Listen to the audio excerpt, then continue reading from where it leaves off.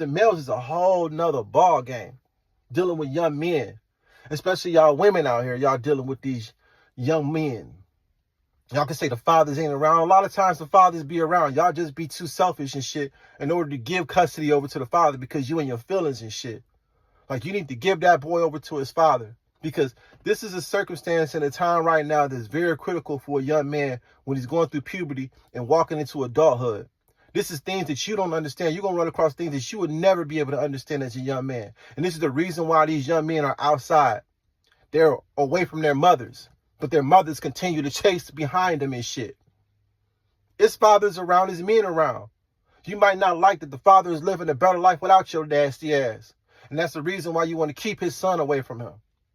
You might be mad that the father, he might not have been the guy that you wanted, but you made a baby by him. So since you made a baby by him, why don't you take that young man and put him in his father's custody? His father might be a better man. His father ain't going to give him all the shit that you give him. His father ain't going to baby him the way that you baby him, because he ain't a fucking baby no more. When a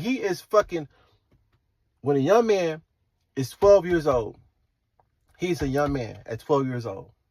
Because at 12 years old, he can get a bitch pregnant. You're going to have to talk to him in a different language as a man. Like, all that naivety that you have about your son is gone at 12. You need to have that in your heart to know that it's gone. At 12 years old, you need to look at him like he's 17. Especially if he's a melanated young man, because he's going to be up against things that you can't even imagine.